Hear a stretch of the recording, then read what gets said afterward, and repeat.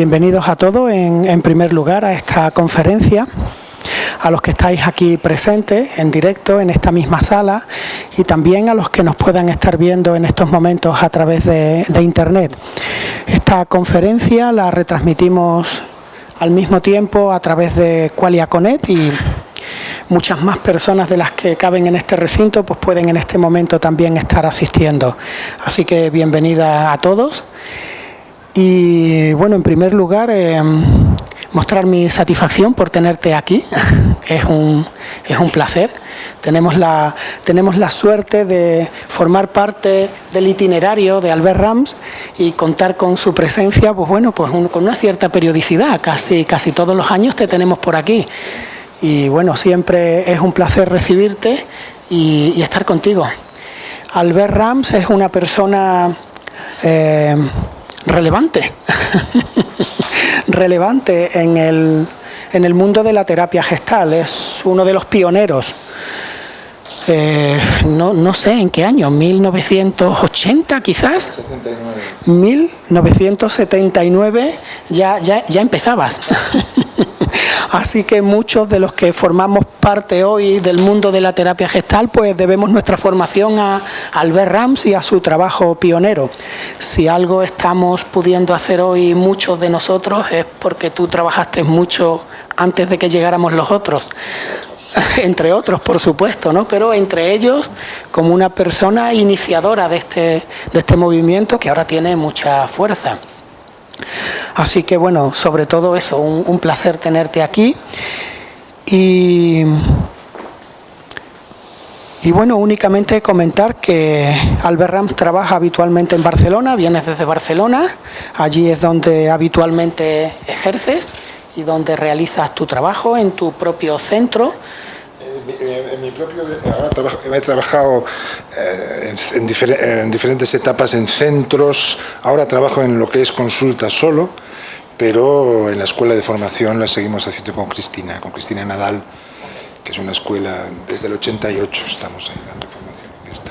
Exacto. Así que bueno, es quizás una de las personas con más experiencia en la formación de terapeutas en el campo de la terapia gestal. Y en esta ocasión el motivo de su visita pues es impartir esta conferencia en primera instancia y dirigir un taller residencial que hacemos en La Alpujarra durante este fin de semana, cuya temática es las sexualidades. ¿Te gusta decirlo en plural? Sí, ahora lo explico. Pero lo digo tal como te gusta decirlo a ti porque ya ese título ya es llamativo, ¿no? El hacerlo en plural ya tiene una significación que ahora nos comentarás. Así que bueno, este es un tema que interesa. ¿Quién no está interesado en la sexualidad? Pues habrá, por supuesto, quien no lo esté, pero la sexualidad es un tema de mucho interés y bueno, tenemos la oportunidad de escucharte en este tema con una experiencia también muy grande con este trabajo, porque este trabajo que vas a hacer aquí en Granada, en nuestra escuela, lo has repetido ¿cuántas veces, Albert? ¿Cuántas veces? No sé, pero este es el año, yo lo cuento por años, es el año 33. Es el año 33 en que realizas este taller. Y veces no sé, pero 1 o 2 veces por año mínimo, y personas, yo diría que se acercan a muchas centenas o quizás el millar, no sé. ¿Un millar de personas? Sí. Sí. Pero bueno, sobre todo es el asunto de los años que hace y también, bueno, ahora cuando os explico, es un factor importante. Sí, así que bueno, estamos ante una posibilidad de aprender mucho acerca de la sexualidad con una persona que lleva trabajando este asunto desde una perspectiva muy experiencial a través de talleres, y en ese sentido yo creo que tenemos una oportunidad de saber muy en términos prácticos acerca de la sexualidad. Vamos a ver. Así que bueno, es una oportunidad muy buena y bienvenido, y te cedo la palabra. Yo creo que la primera cosa sería llegar aquí. Tanto vosotros como yo venimos de fuera y Yo creo que me gustaría empezar por tomar unos minutos para intentar estar aquí, en esta sala, esta hora y media, 2 horas que vamos a pasar juntos, de un modo lo más pleno posible. Lo cual significaría, básicamente, y luego hablaremos, espero, un poco más de eso, de que lo que hay aquí no sea solamente vuestra cabeza, sino que también esté aquí vuestro cuerpo y esté aquí vuestro corazón y el mío y mi propio cuerpo, etcétera, etcétera, ¿no?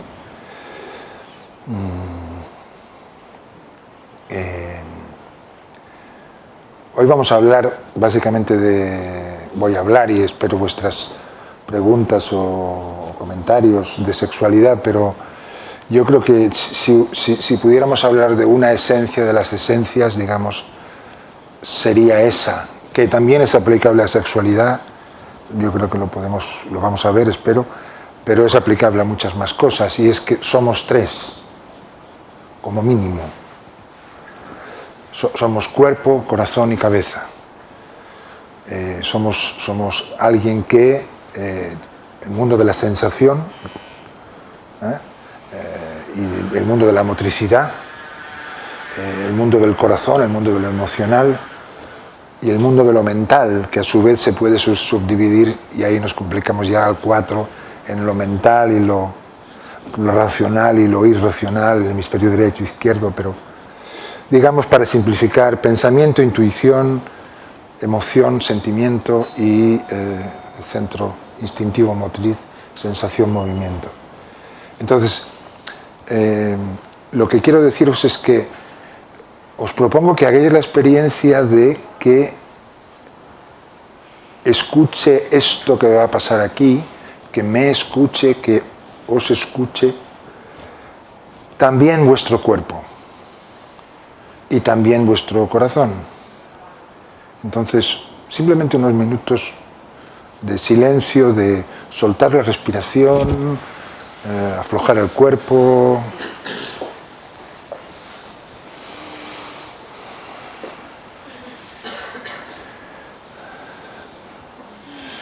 Soltar la tensión, sentir los puntos de apoyo en el suelo, en el cojín.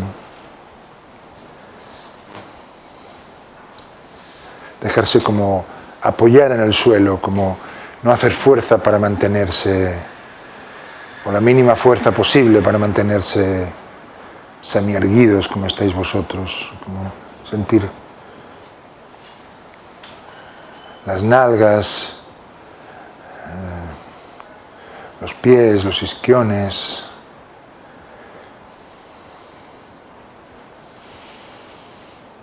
Aflojar la musculatura, aflojar las articulaciones.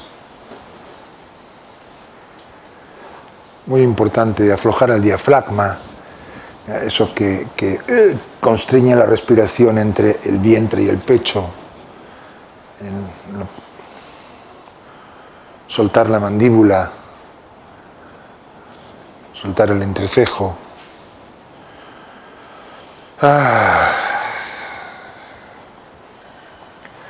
Soltar la respiración.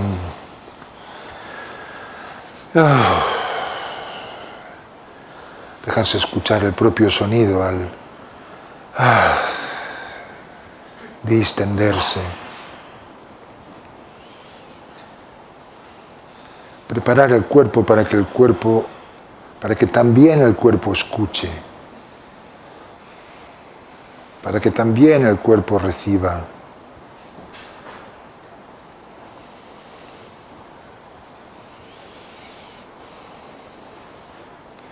Para que cuando Albert diga tal cosa yo pueda sentir frío, calor, tensión, distensión, humedad, sequedad. Y cuando diga tal otra, entonces se me ponga dura la pierna, se me corte la respiración en el estómago, sienta una sensación como de alivio. Sea lo que sea, sin juzgar que sea bueno o malo, simplemente dejar que el cuerpo, que nuestro cuerpo también esté aquí.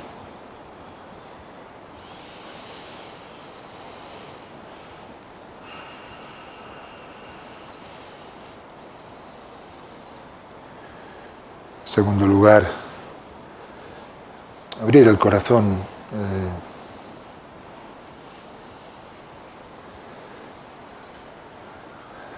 dejarse sentir. Lo que sienta en todo este rato, aceptando que está bien, sea rabia, alegría, tristeza, pena, miedo, calma.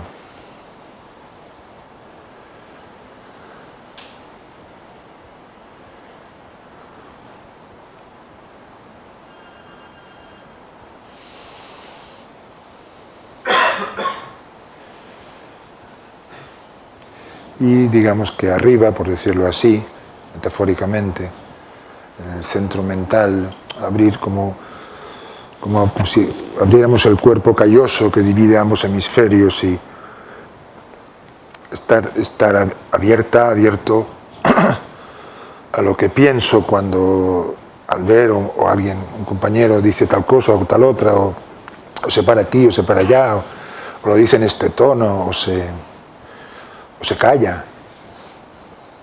Pero también qué imagen viene. Esto parece la película esto me recuerda el azul de Chagall. Esto es como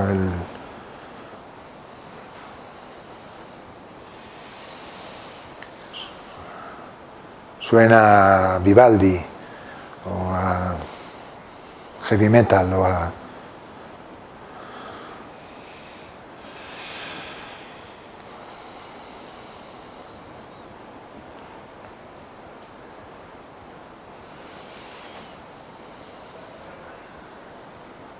Bueno,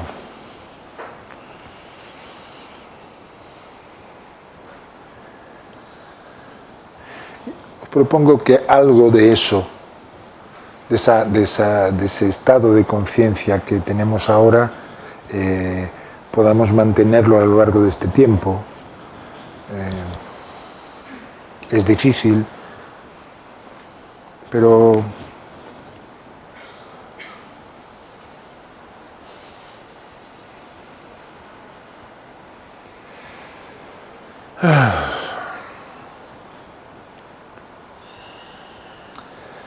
esto sería como el prólogo. Podemos ir volviendo aquí. Si esto fuera un libro, esto sería el prólogo. Entonces, introducción. Vayamos con la introducción, ¿no? Había una vez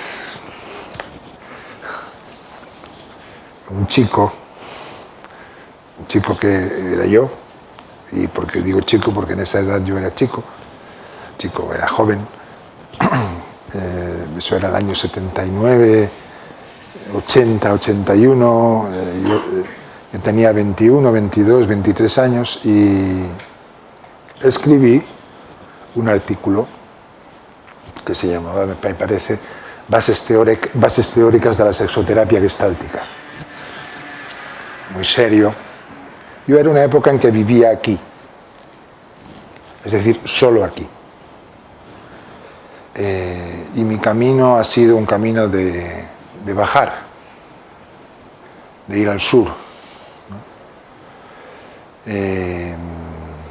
Creo que trabajé bastante lo emocional y me queda bastante de lo corporal, como es evidente por la imagen y por el sobrepeso y porque todavía no aprendí a cuidar bien de mi salud. Bueno, pero dicho eso, creo que mi camino ha sido de ir bajando del ático, digamos, ¿no? Pero en ese momento yo estaba en el ático y lo que hacía básicamente era pensar. Hasta que mi corazón no se rompió, y eso fue años después, 10 años después, seguía pensando. Y entonces empecé a elaborar una teoría sobre la sexoterapia gestáltica. Hice, me parece, 2 artículos que publiqué en sendas revistas, como era Bueno, aquello no siguió más. La verdad es que no lo recuerdo, o sea, no recuerdo qué decía. Ahora hay alguien que parece que me los va a pasar de una manera fácil y tengo mucha curiosidad por saber qué decía yo hace tantos años, ¿no? Porque es muy diferente de lo que digo y os diré ahora, ¿no? Pero digo esto porque lo que vino después fue puramente experiencial, era coherente.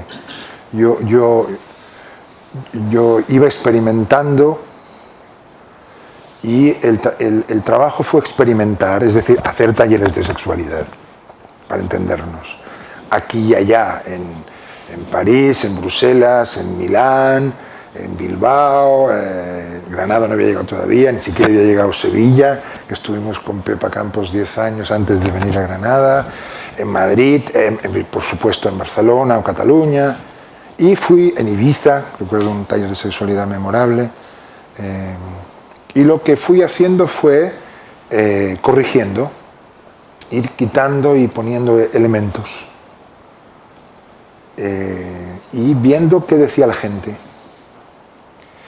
Y fueron pasando los años y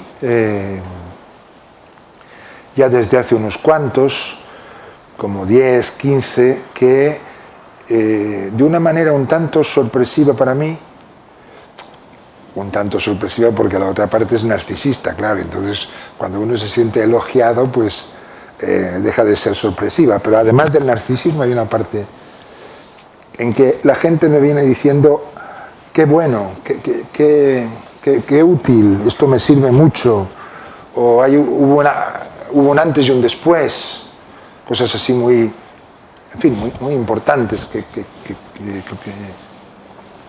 que conmueven el alma, que a uno le explican por qué hace este oficio, ¿no? Y dije, bueno, entonces, ¿será que has encontrado algo? Bueno, encontrado algo. Yo no creo que haya encontrado nada. ¿Será que has dado con algo? ¿Será que esa fórmula que has mantenido, será que es decir, de un modo inductivo, ¿no?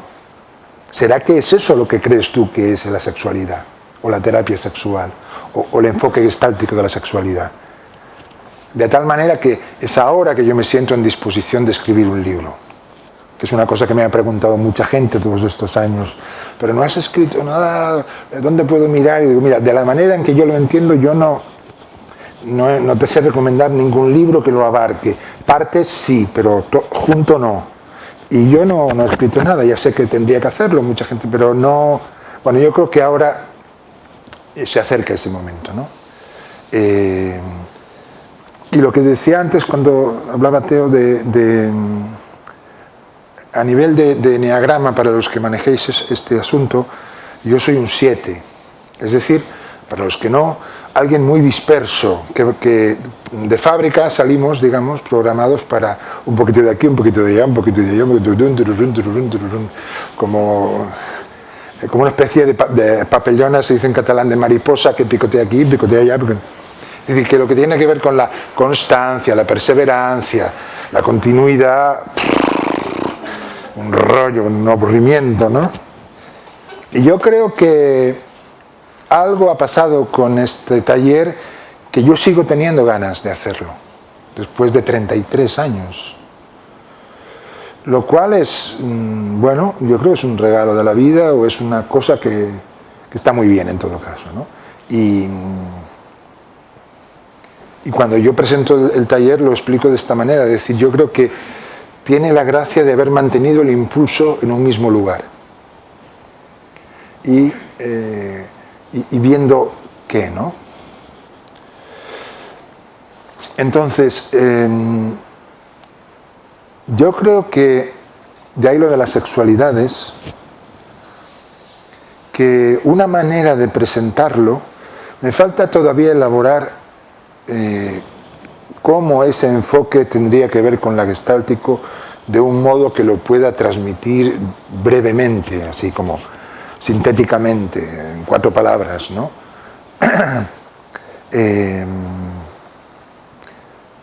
Pero lo que queda, para mí el eje, o sea, el título de la charla de esto que proponía a Ana cuando me lo preguntó, uno era la sexualidad, es terapia gestal y sexualidad, y otro era deshaciendo tópicos. Y yo creo que ese sería seguramente el eje que reúne los diferentes elementos de este pastel, de este conjunto, ¿no? Es decir, que lo gestáltico aquí, además de otros aspectos, tendría que ver con reconectar con esa gestal contracultural de los años 70, esa gestal fritziana, esa gestal contestataria, revolucionaria, esa gestal indignada, diríamos hoy. Es decir, esa gestal que dice no al establishment, no a cómo nos han contado que son las cosas. Y resulta que tal como nos han contado que son las cosas de la sexualidad, no guay. Produce enfermedad, produce neurosis o causas más graves y produce disforia. ¿Manejáis ese término, disforia? No es lo contrario de euforia, porque euforia se entiende como guau, guau, guau. Es como lo que engloba todos los sentimientos desagradables, digamos. Rabia, tristeza, pena, mal rollo, para entendernos. Técnicamente mal rollo sería disforia, digamos, ¿no? Entonces, tal como manejamos la sexualidad, lo que yo me encuentro en esos talleres y evidentemente en la consulta, es que yo me pregunto, ¿qué es lo que crea disforia? ¿Qué es lo que crea problemas? Y además de otros muchos asuntos y de otros muchos enfoques, el mío en todo caso es decir, nos han contado un cuento chino. Bueno, 6 cuentos chinos, en concreto, o hasta donde yo llegué a poder precisar, y eso es lo que constituía el corpus. Si esto fuera introducción, entramos en materia, pero me interesa mucho esa noción de cuento chino, de tópico, de haberse... Tiene mucho que ver con el concepto de introyecto en Gestalt. No sé cuántos aquí estéis en formación o conozcáis. Introyecto es lo que nos hemos tragado sin masticar, digamos. Lo que en nuestro aprendizaje, en la familia, en la escuela, nos hemos puesto dentro sin haberlo procesado y sin haber dicho esto sí, esto no. Y nos hemos identificado con eso. Pues en la sexualidad pasa mucho de eso, ¿no? Entonces, mi fórmula actual es una especie de estrella de 5 puntas o pentágono. Es decir, hay 5 aspectos que yo entiendo como esenciales, en realidad 6, porque hay uno que los subyace a todos, ¿no? Primero,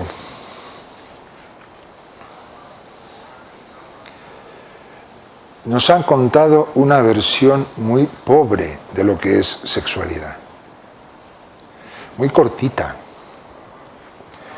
muy estrecha, muy limitada.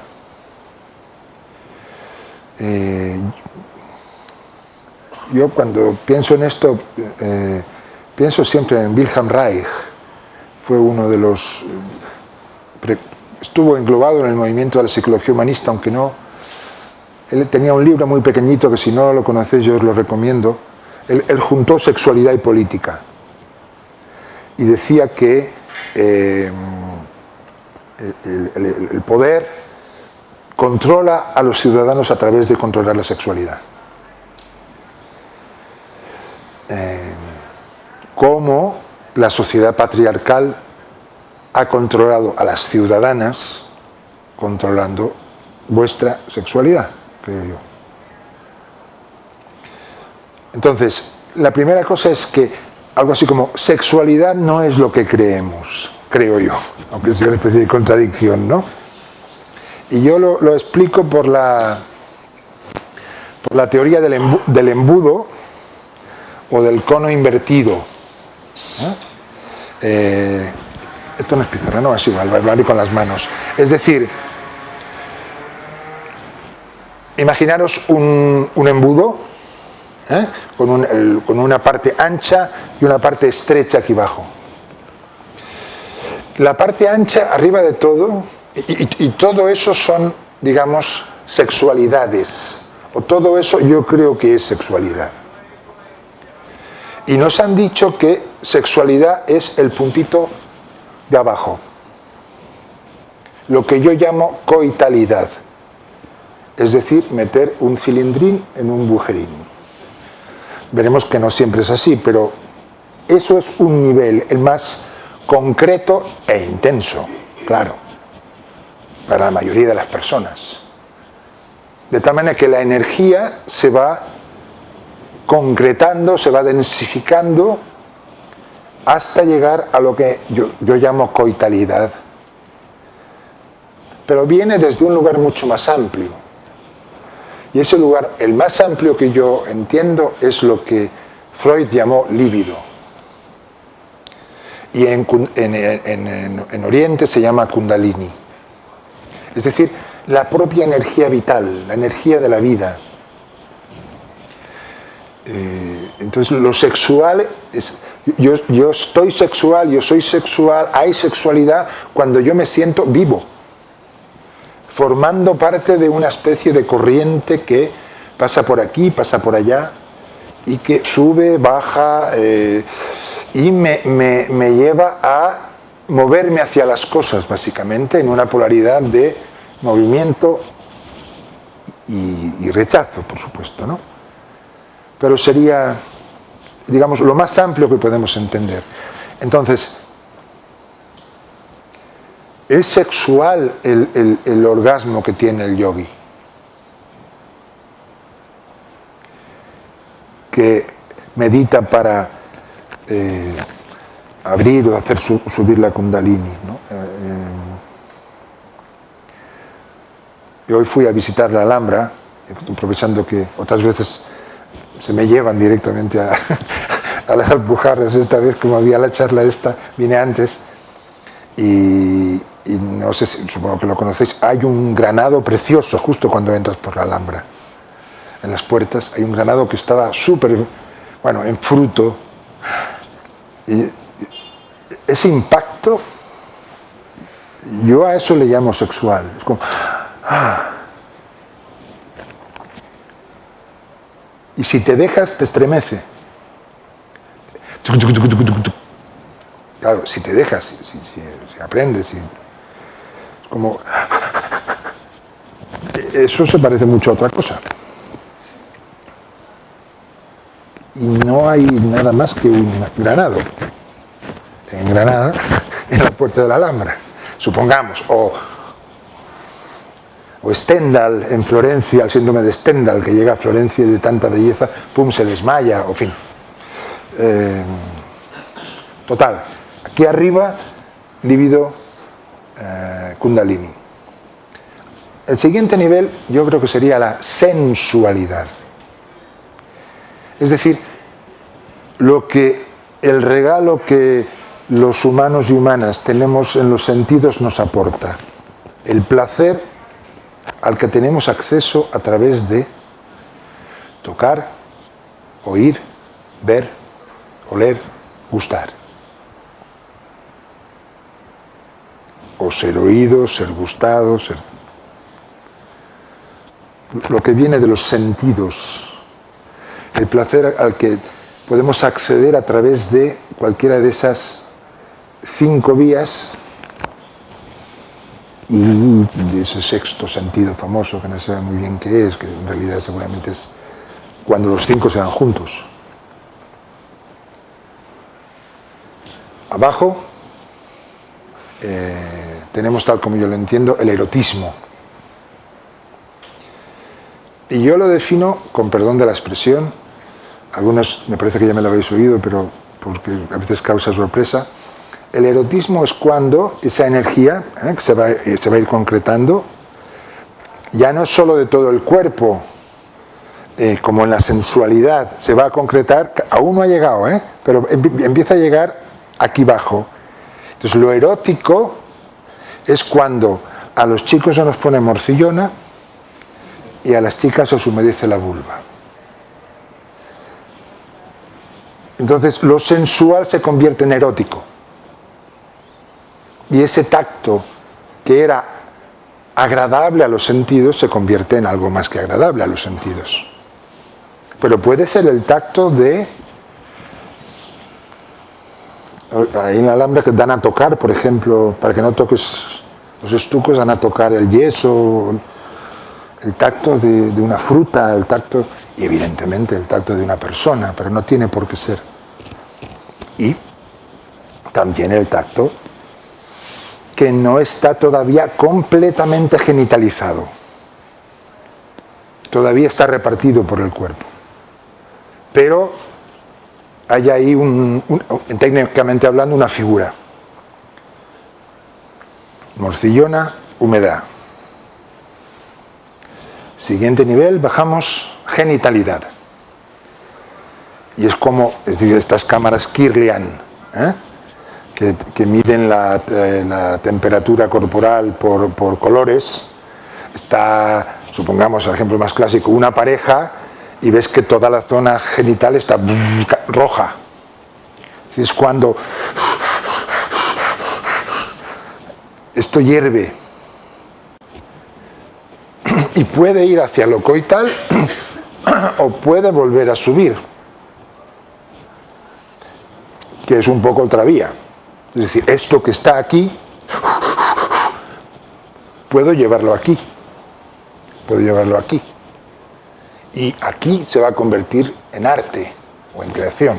Arte es mucho decir, en expresión, en quinto chakra, y puede quedarse ahí. Y la siguiente, como dije, es la coitalidad, pero puede haber genitalidad sin coitalidad, etcétera, etcétera, etcétera. Por lo tanto, digamos que la primera cosa sería que, ¡boom!, hay muchos más caminos, hay muchos más campos, hay muchas más posibilidades de sexualidad que la coitalidad. 2.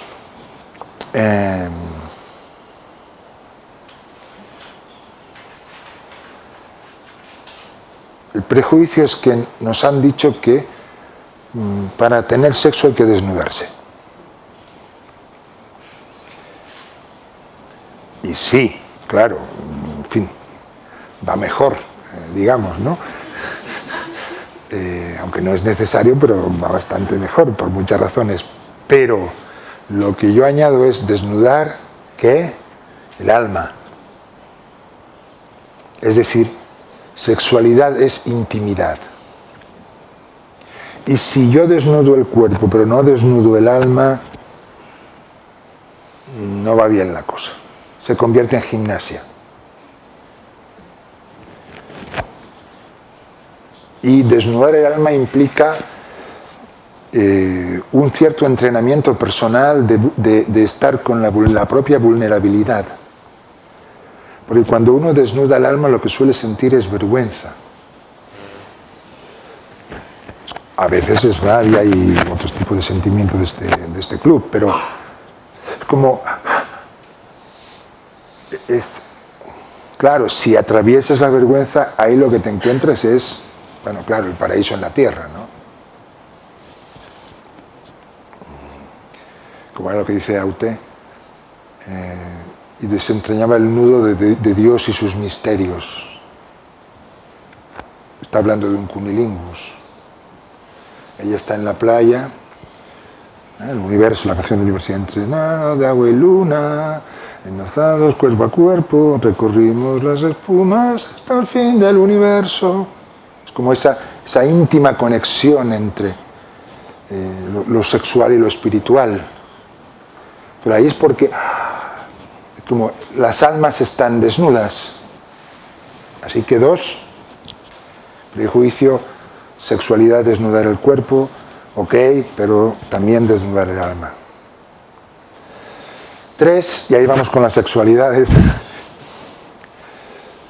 No una sexualidad, sino varias, muchas.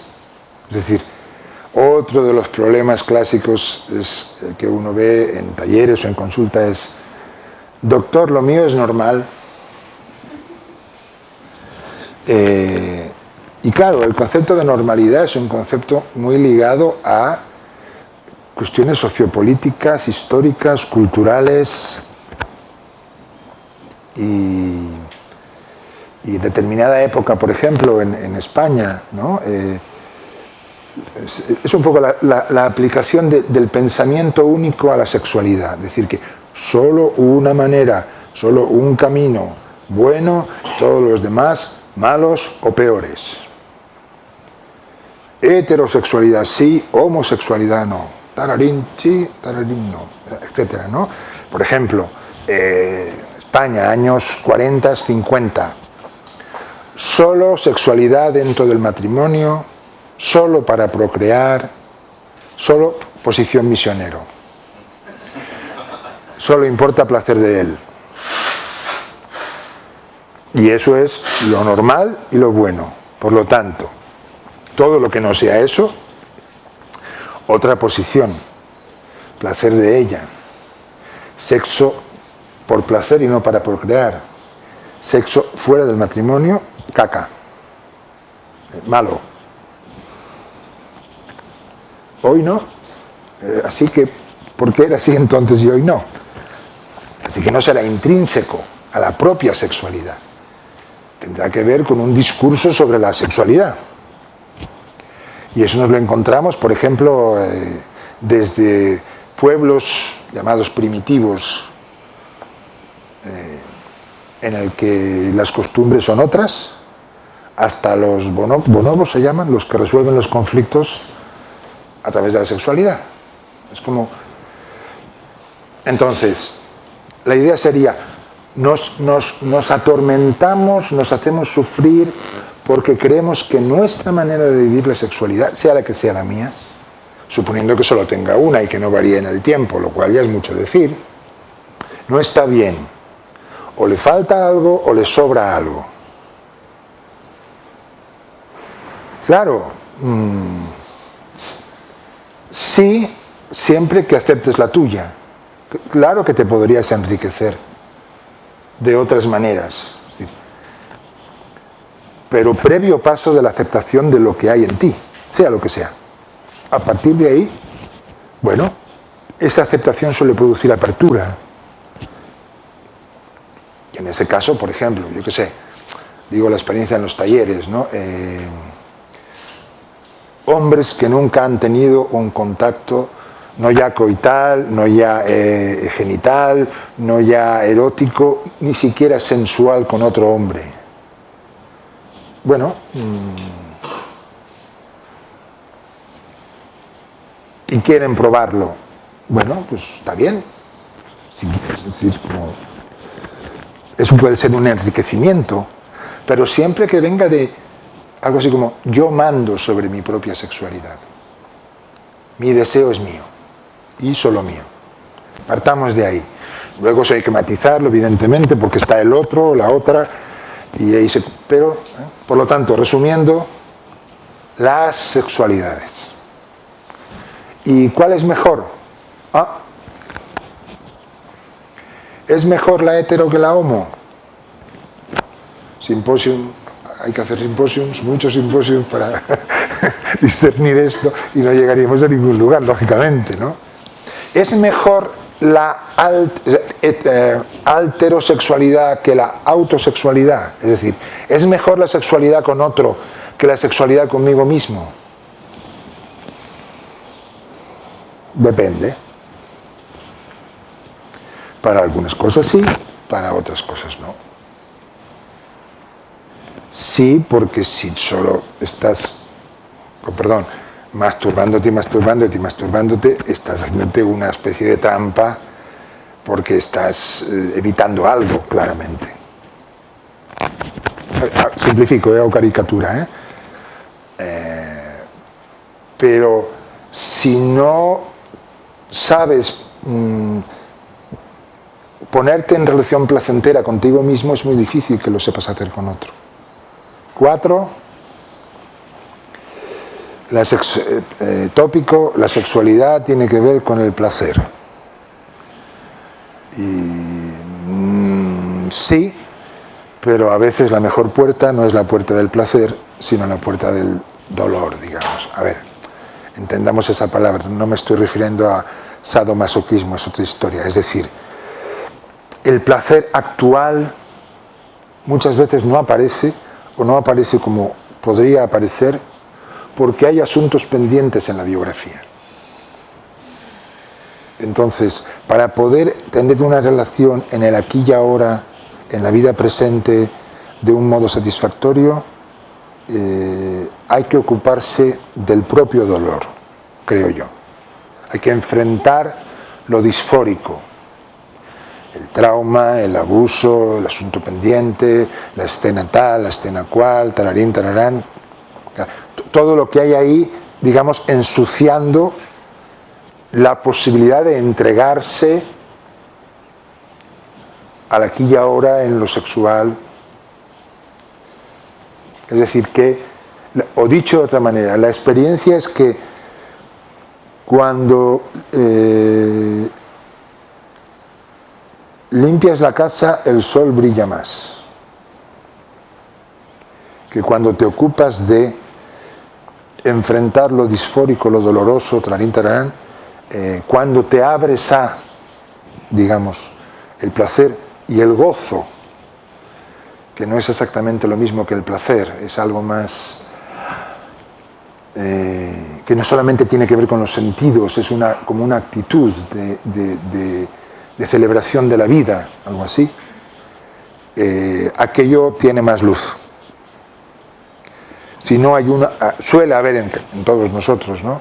O casi todos nosotros, una parte que está como una foto de estas que le falta, que salió oscura, le falta un poquito de, pues, digamos, para buscarle la luz a esa foto, no hay que mirar ahora, hay que mirar antes.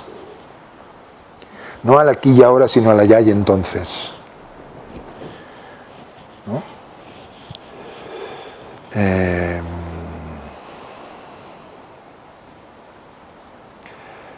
5. ¿Estamos en el 5? ¿Sí? ¿O me perdí ya? Sí, 5. La sexualidad es, bueno, quizás, a lo mejor, no sé, cosas no claras, ahora sí, ahora no, esto sí, bueno, ya veremos, dímelo, pónmelo, bueno, ya te llamaré, no sé qué. La sexualidad es un mundo confuso, que no se aclara uno mucho de qué va y qué viene, ni que está, no. Se puede plantear otra manera de manejar el deseo.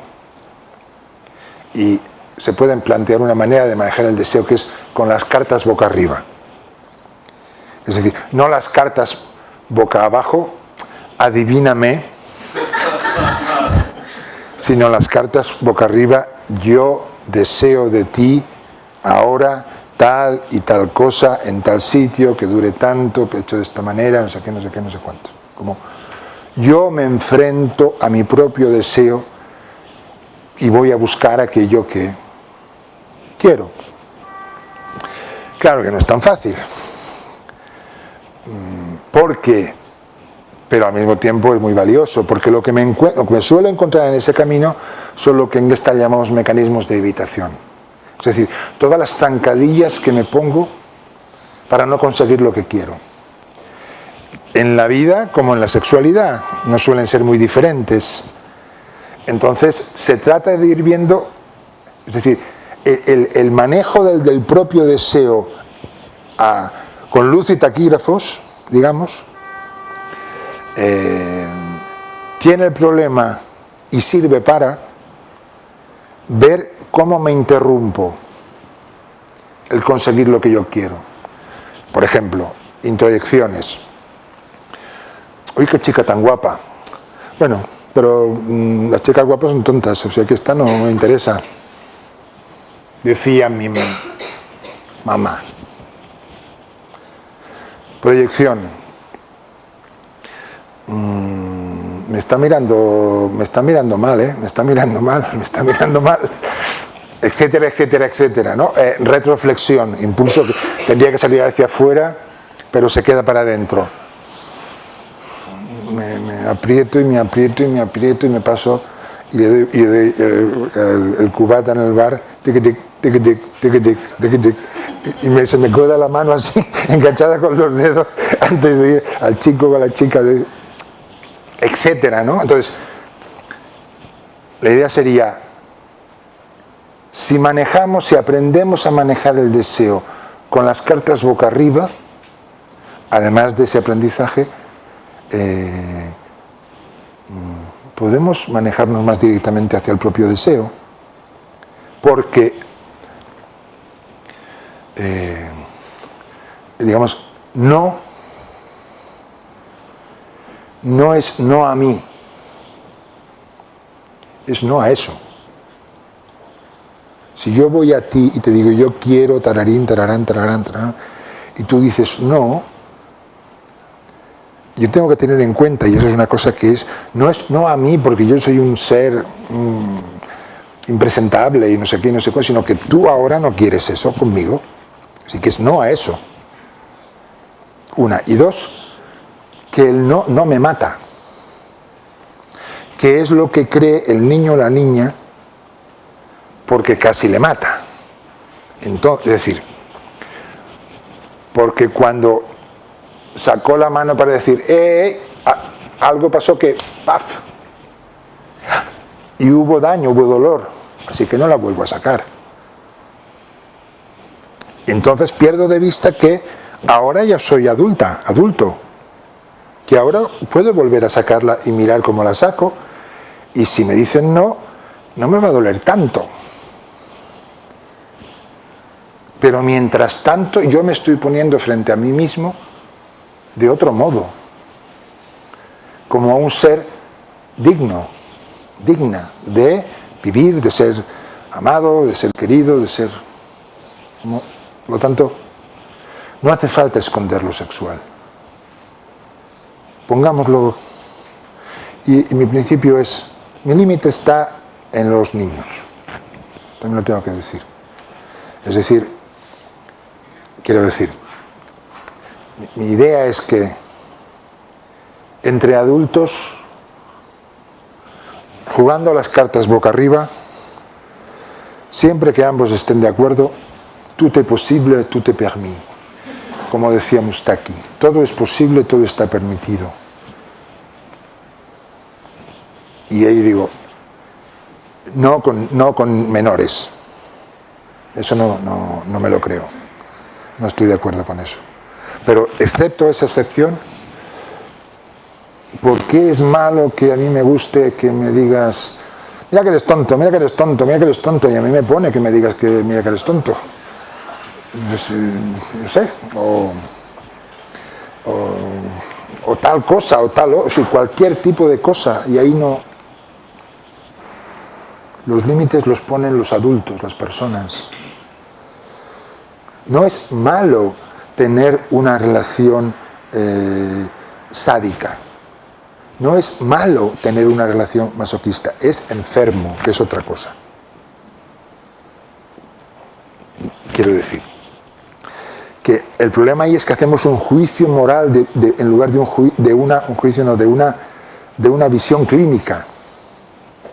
Es decir, alguien que es sádico con el otro en la relación sexual, eso hay que limpiarlo para ver si está poniendo otro tipo de energía ahí. Hay que pasar el mocho, el drapo, el quitamanchas, es decir, limpiarlo para depurarlo, y una vez depurado, si se queda como tal, ahí se queda como tal, él sabrá, ellos sabrán, pero ¿a quién le quiero yo hacer daño? Porque de esta manera, haciendo esto que me estoy limpiando, perdón, de qué me estoy privando, o una relación masoquista. Sufro, luego existo. Sea en lo literal o sea en lo actitudinal. Bueno, eso no es malo. Va para terapia. hay que trabajarlo, hay que hay que moverlo, creo yo, ¿no? Estábamos en 5 y ya llegamos, ¿no? Y 6, chica, chico, en esta cama hay más gente. Es decir, lo edípico. Las relaciones que tenemos con los hombres, con las mujeres, están muy influidas por cómo fue, cómo es, pero sobre todo cómo fue la relación en el triángulo edípico. Que no es solamente, digamos, yo hombre, la relación con la figura materna, es mi posición en el triángulo, cómo gestiono yo la angustia y el deseo de ella y la angustia respecto a él, por ejemplo, por decirlo de alguna manera, es decir, o cómo yo como mujer estoy buscando cuando un señor como mi papá y no lo veo, o uno que no tenga nada que ver, por favor. En ambos casos soy esclava de algo atrás, ¿no? Por lo tanto, entonces, el otro tópico sería que no hay actualidad posible, verdadera actualidad, creo yo, en la sexualidad, en la cama, por decirlo así, si no están mínimamente clarificadas las relaciones con la figura paterna y materna y las relaciones en el triángulo.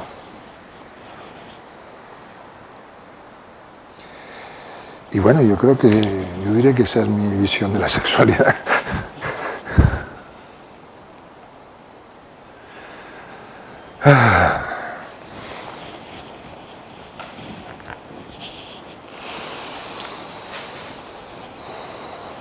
Yo abriría ya preguntas. En fin.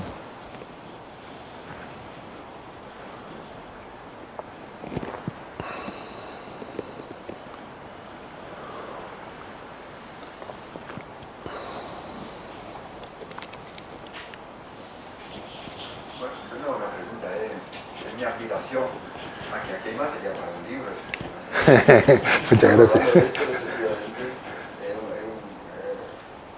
Un mapa muy completo, Sí. Como que es material para profundizar, Sí. Sí, exactamente.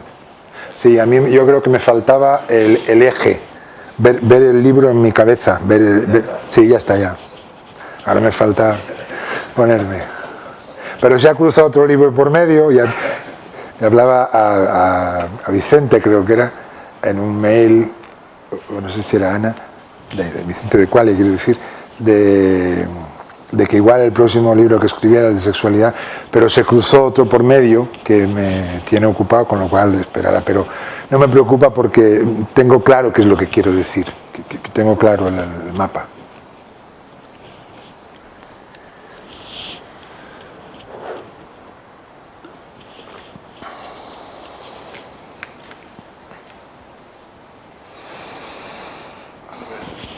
¿Qué libro recomendaría de sexualidad?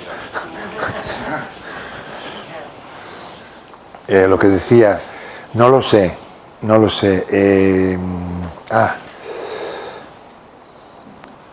Es lo que decía antes, que me lo han preguntado muchas veces y a mí me cuesta mucho responder a esa pregunta desde mi propio enfoque, porque los libros que conozco, ahora que me voy a poner más con respecto a lo del libro, yo creo que dentro de poco voy a poder, antes de que yo escriba el mío, quiero decir, poder recomendar seguramente algo más, porque claro, eso te obliga a repasar bibliografía, actualizar lo que hay, pero no lo recuerdo de memoria. Supongamos que se dijera Antonio Galindo, pero no estoy seguro del nombre. Creo que está en Cairós, pero no recuerdo bien el título tampoco. Compartimos una vez una charla, una especie de conferencia en Barcelona, y me gustó mucho su manera pero de memoria, si la persona que lo pregunta quiere, otra vez no sé cómo podemos hacer, pero yo Por el por el foro, bueno, como para quien sea, yo me comprometo a buscarlo porque lo tengo localizado, a buscarlo y ponerlo. Este sería el que yo recomendaría, pero sobre todo porque ni recuerdo el libro, o sea, que no conozco el libro ni lo he leído, pero con él, si es que se llamaba Antonio, que dudo, supongamos que sí. Lo siento, es que no me acuerdo. Lo que sé, o sea, lo que recuerdo es mi propia emoción, mi propia sensación de encontrar un hermano, un colega, alguien que en otro encuadre, de otra manera. Bueno, esto sí es como de la familia, ¿no? Como alguien cercano, alguien que no me chirría nada de lo que dice, porque era una especie de un dúplex, digamos, era una conferencia o una charla a dos, y en esas cosas a veces pasan que lo que el otro dice tienes que decir, bueno, es que yo no estoy de acuerdo y tal. No recuerdo muchas veces, precisé algunas cosas que eran diferentes y él también, me parece, pero así que...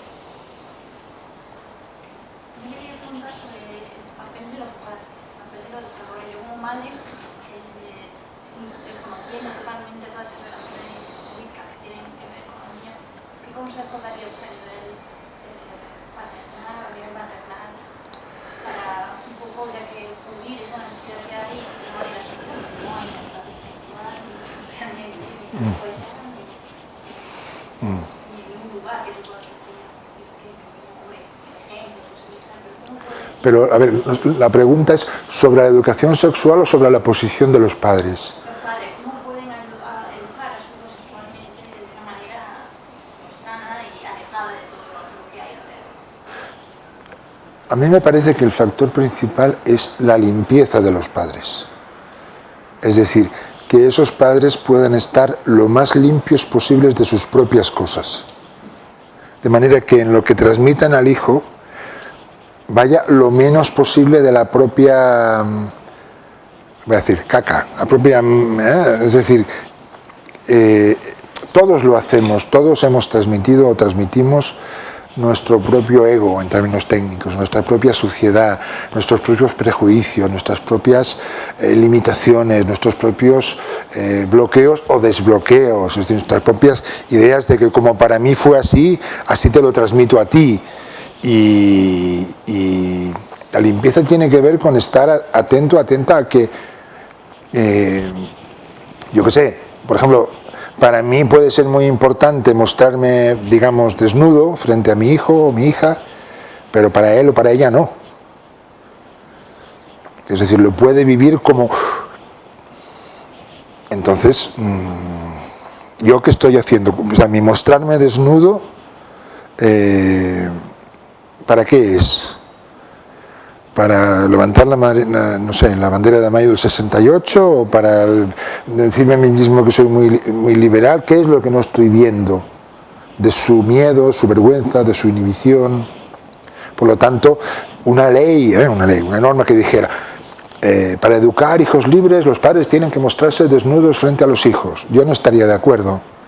Como no estaría de acuerdo con ninguna norma general. O sea, todo lo que diga siempre, o nunca, o todos, o ninguno, es pensamiento totalitario. Es decir, técnicamente en clínica nos encontramos introyectos otra vez. Es decir, la mayoría de esas formulaciones esconden una posición no masticada y tienden a ser falsos. Es decir, es muy difícil que siempre, que nunca, es como convertir en demasiado rígido. Entonces, como levantar la vista del propio ombligo y poder ver al otro, a la otra, hablar, lo cual no es fácil. Pero por ahí, ¿no? O sea, es decir, más una actitud de veracidad hacia uno mismo que un cursillo de educación sexual, digamos. Yo recomendaría algo así, ¿no?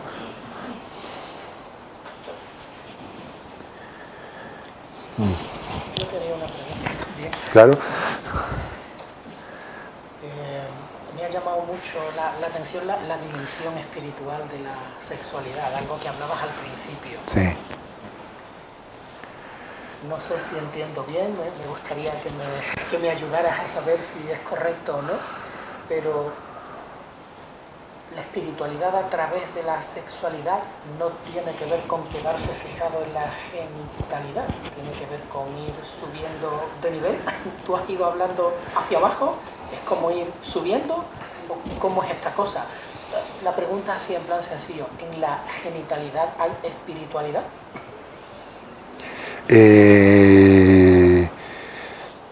Yo creo que en la sola genitalidad no.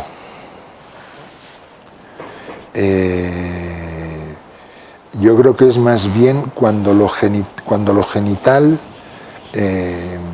se puede repartir en todo el cuerpo, por una parte, es decir que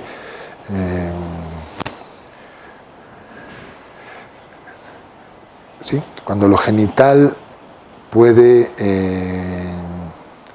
invadir lo emocional y abrir lo mental. Es decir, como aprovechar toda esa energía para estar más totalmente con el otro. Y al estar más totalmente con el otro, en realidad uno está más totalmente con el todo, ¿no? Por una parte, ¿no? Eso por una parte, pero por otra, hay amores muy sexuales que no son genitales. Por ejemplo, el amor, claro, yo siempre hablo del mismo ejemplo, pero es porque a mí es lo que me emocionó, el amor de Rumi por Shams. ¿Conocéis a Rumi, un poeta místico persa, bueno, persa turco del siglo XIII, que se enamora de un derviche, de un sufí vagabundo, y bueno, tienen una relación de comunión espiritual. Es decir, es como, yo creo que eso es como a través de otro poder descubrir es una palabra demasiado rotunda, como yo me sale en la expresión en catalán, tenía un tastet. ¿Cómo se hace cómo se llama en castellano lo que se hace con los vinos? Una cata. Catar en ese sentido de probar lo que sería como el amor al amor. Es decir, el propio estado amoroso en el que el amor, por decirlo así, no es el amor a un objeto, a una persona, sino que es a través de esa persona que uno se abre al propio estado amoroso y hay un goce de ese propio estado amoroso, ¿no? San Juan, ¿no? ¿A dónde te escondiste, amado, y me dejaste con gemido? Como el ciervo huiste habiéndome herido. Es como dicho en cabrón, has ligado conmigo y te has largado. Pero te voy a ir a buscar por prados y veredas y temeré las fieras y las flores es decir, cuando lo he probado no se olvida, lo cual no significa que uno lo pueda poseer, porque por definición es imposible, porque no es personal, es algo que uno como que le toca y es como, ay, ¿dónde está? Ay, y lo voy a buscar, ¿no? Pero en la propia búsqueda entonces está el camino, ¿no? Entonces, pero, no sé, Teresa de Ávila, Santa Teresa de Jesús, tiene poemas que son con todos los respetos, pero de un caliente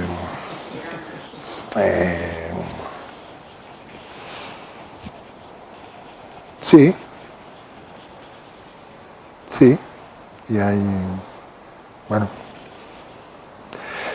y luego, claro, está todo, por ejemplo, de eso no conozco nada, o sea, solo de hablar, ¿no? Pero teóricamente, pero toda la vía del Tantra, por ejemplo, ¿no? Claro, es como...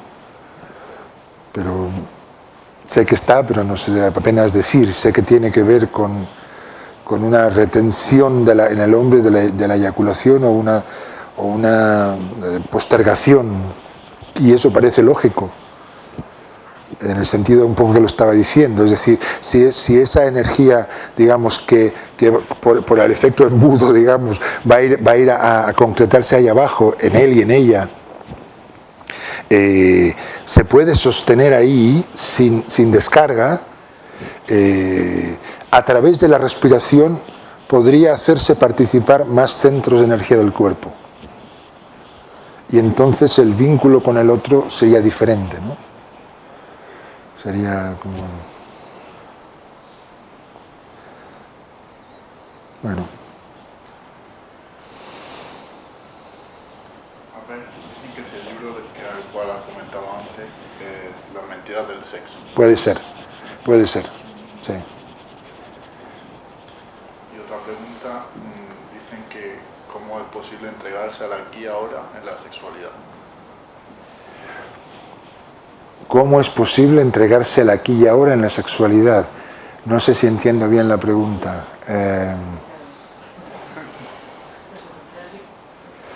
Bueno, a ver, digo lo que se me ocurre, ¿no? Son dos cosas diferentes. A ver, lo separo primero. Yo creo que la pregunta sería, ¿cómo es posible entregarse al aquí y ahora? Porque si uno sabe entregarse al aquí y ahora, tiene muchos puntos para entregarse al aquí y ahora en la sexualidad. La sexualidad complica algunas cosas, evidentemente, pero me parece que el asunto fundamental es la experiencia de entrega al aquí y ahora. También en la sexualidad, así lo diría yo. Y el cómo es posible, claro, parece que está vendiendo la moto, ¿no? Yo es que creo en el proceso de autoconocimiento, de terapia, en el viaje interior, llámale como quieras, lo cual no significa estar toda la vida haciendo terapia, pero yo creo en eso, yo creo que estamos aquí para pulir el espejo hasta convertirlo en diamante, ¿no? Y que eso es...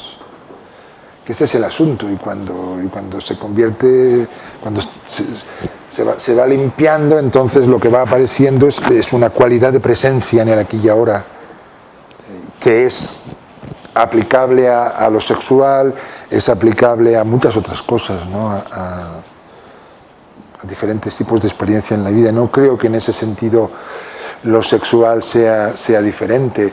Claro que otro aspecto sería,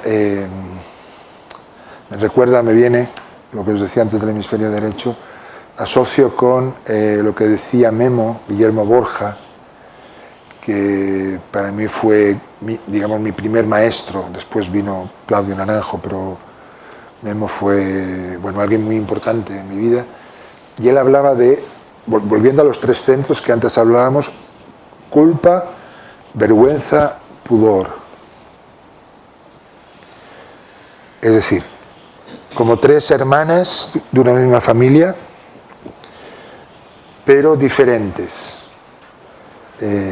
Mi versión del asunto, porque ya no recuerdo lo que él decía, es que la culpa es una especie de cuento chino.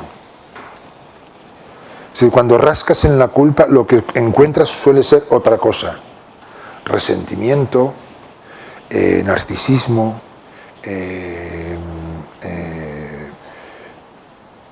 ganas de joder, en fin, otros nombres para la cosa.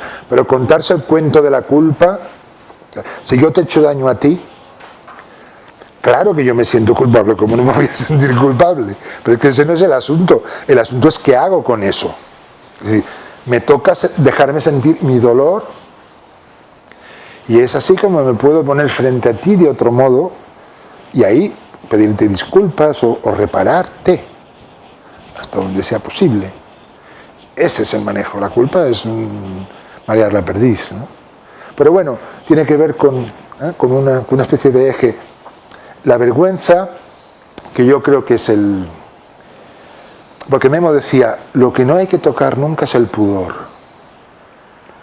Decía él, yo no sería tan tajante, pero volviendo a la pregunta, claro, cuando intentamos entregarnos en el aquí y ahora a la sexualidad, podemos tocar al pudor, entendido como algo más antiguo que la vergüenza, como algo como que tocar un centro más básico, más primitivo, más de ay, como ese gesto también lo podemos hacer con la vergüenza, pero es como la vergüenza que constriñe, ¿no? Me viene el caso, por ejemplo, en los primeros grupos humanistas así de los años 70 deberían ser, o 80, yo no hice nunca, no presencié nunca, pero se contaba que un ejercicio que se hacía era el ejercicio de, con perdón, cagar en el grupo, o sea, en público, quiero decir. Como una manera de enfrentar el propio pudor, de hacer algo íntimo, bueno, muy, insisto, muy íntimo en grupo. Esa es una zona, bueno, pero en todo caso lo que toca el entrega al aquí y ahora, yo creo, en lo sexual es la vergüenza. La vergüenza de mostrarme frente a ti como que te quiero romper, la vergüenza de mostrarme vulnerable, la vergüenza de que no se me levanta, la vergüenza de que no siento nada, la vergüenza de lo que sea, pues como, hostia. ¿Cuál es la ventaja? Y por eso señalo todo el rato aquí, porque en la vergüenza lo manejas emocionalmente. Y en la culpa es una especie de comedura de tarro, una especie de disco rayado, sí. Entonces, ¿cómo entregarse aquí y ahora en lo sexual? Atravesando la vergüenza. Básicamente. También el pudor, depende de qué cosas, ¿no? Pero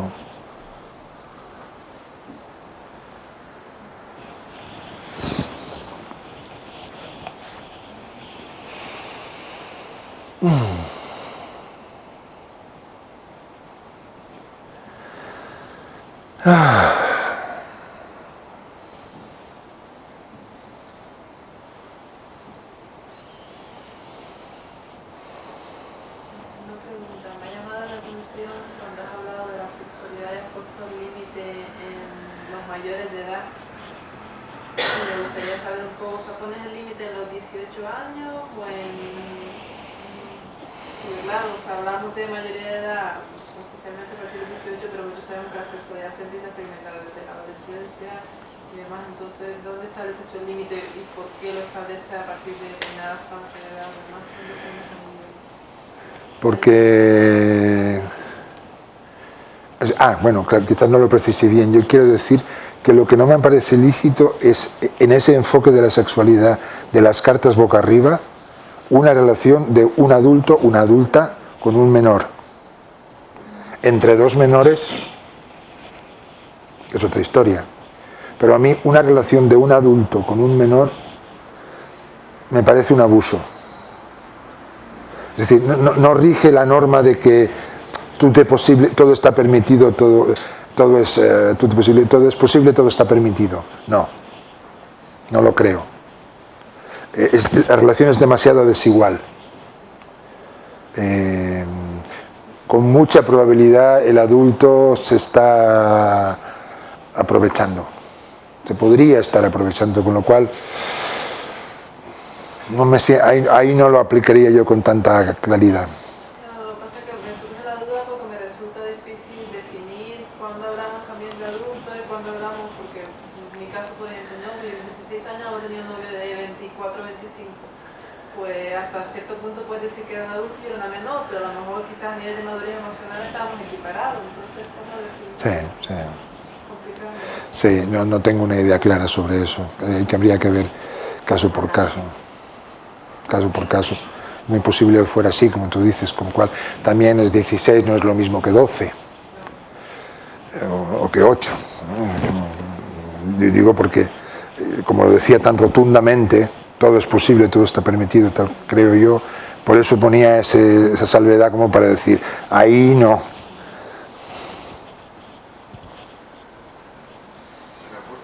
¿Sí? Que esto se podría hacer extensivo también a relaciones en que también hay una desigualdad de algún tipo, en el sentido de, por ejemplo, terapeuta-paciente, en que uno está en una superioridad respecto al otro, profesor-alumno, que no solamente es una cuestión de edad, sino una cuestión de que una persona domina la situación y el otro, por una idealización, por la figura que tiene el otro, se deja. Completamente de acuerdo. Yo como profesor-alumno no tengo la experiencia, bueno, sí, como formador, claro, pero sí tengo la experiencia de haber tenido contactos sexuales con pacientes y me parece un abuso de mi parte en este caso. Me parece un abuso por parte del terapeuta. Yo no me lo creo.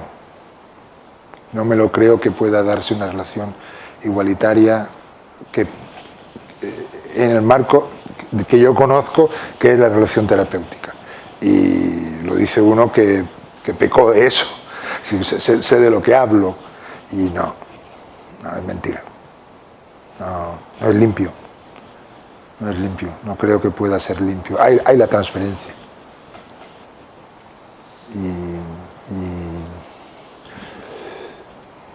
En el campo que yo conozco, en otros no sé.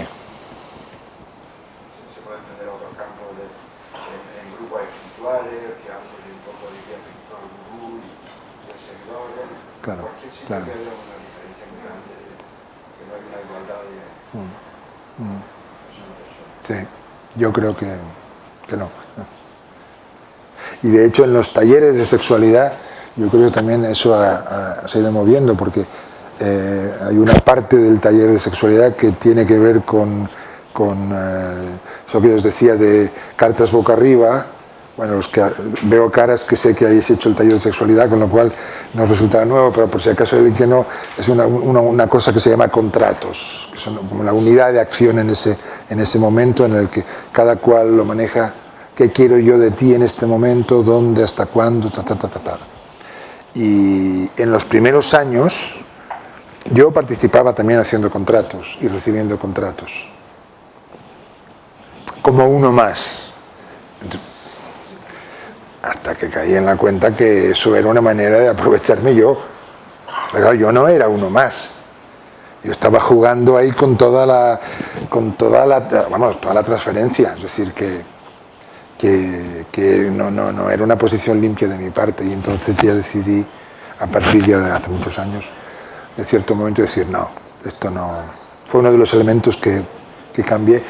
Ni los ayudantes, cuando los ayudantes trabajan conmigo, al menos, no. En relaciones entre iguales, porque entre otras cosas, este trabajo de los contratos y de manejar las cosas cartas boca arriba, yo lo aprendí de un tal John Heron, y él le llamaba comunidad de intimidad experiencial entre pares. Es un nombre muy complicado, pero muy fino, porque es decir, vamos a hacer una comunidad en donde, fuera de él, todos somos iguales.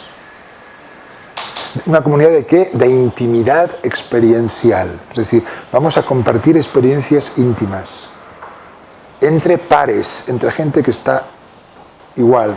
Entonces, si el terapeuta se mete, tal como yo lo veo, no es igual. Es una relación que yo creo que es desigual, ¿no? Lo cual no significa que en la relación terapéutica el terapeuta no esté como persona. Eso nos llevaría a otra charla, ¿no? No toca hoy. Ya nos llevaría a algo más complejo, pero en lo que respecta a eso, yo estoy convencido de eso, de que no es limpio. Y en el caso de la relación terapéutica,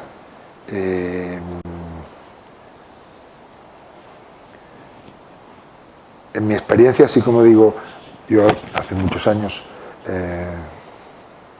caí, por decirlo así, lo manejé desde ese lugar, teniendo contactos sexuales con pacientes, alumnos, alumnas, vamos. El no hacerlo, yo lo que he usado es que permite que ella o él, la mayoría de los casos para mí han sido ella, pueda manejar su deseo de una manera muy limpia. Es decir, que pueda explorar en la relación terapéutica mucho su propio deseo, sabiendo a ciencia cierta que yo no voy a poner ahí el mío. Que eso va a estar completamente limpio. Con lo cual es como... entra en una zona como nueva, desconocida, porque por lo que yo veo y por lo que me cuentan, ¿no? Como una zona muy difícil de explorar, porque en la relación interpersonal eso es muy difícil, porque el otro no está neutro, el otro, lógicamente, claro, solo faltaría poner su deseo, si no, mal rollo, ¿no? Pero eso es lo que aporta la relación, es como... eso me parece muy importante, es una cosa de los que... eso algún día me gustaría escribir, porque es un terreno muy... aporta mucha riqueza, Claro, siempre que de la posición del terapeuta esté clara la posición de... aquí no va a entrar mi deseo. Muy difícil, pero posible. Bueno.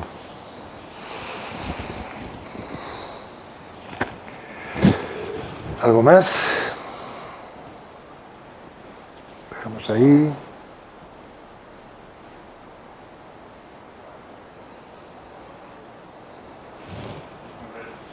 Que cuando lo sexual entra en conflicto con lo moral, que cómo se soluciona, que si hay que ceder ambos o si son incompatibles. Cuando lo sexual entra en conflicto con lo moral, yo trabajaría la moralidad. Es decir, revisaría que la moralidad con la que yo estoy funcionando es actual, está Reset 2014. Es así para mí realmente, que no estoy funcionando con una moralidad heredada o antigua. Y con esta moralidad entonces miraría lo mío sexual y diría, a ver, que sí, que no. Pero limpiaría primero o trabajaría la moralidad.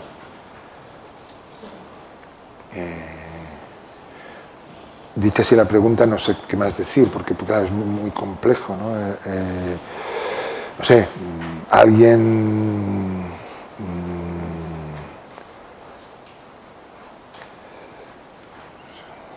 que está muy metido en determinado tipo, no quiero nombrar, de corriente religiosa, no tiene por qué ser cristiana o católica,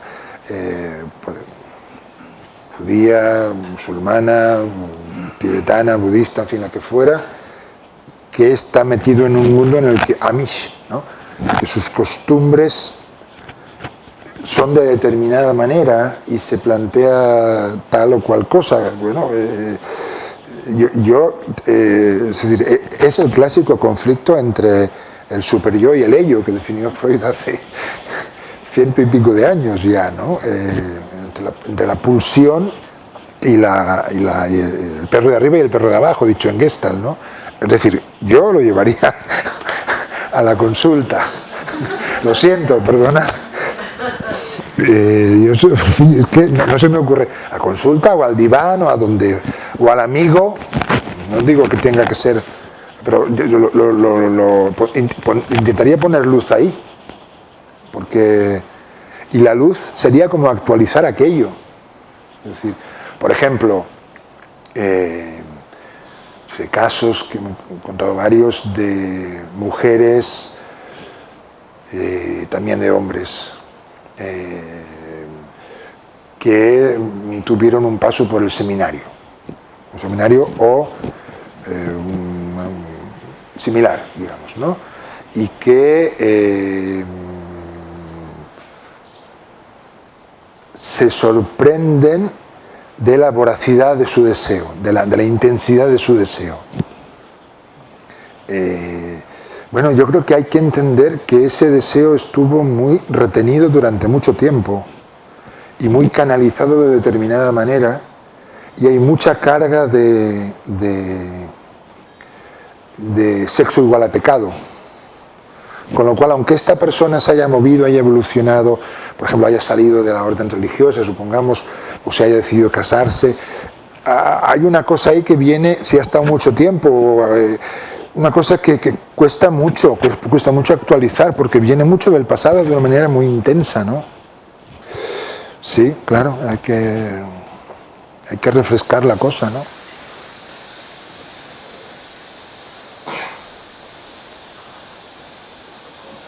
Bueno, yo creo que dejamos aquí. Muchas gracias.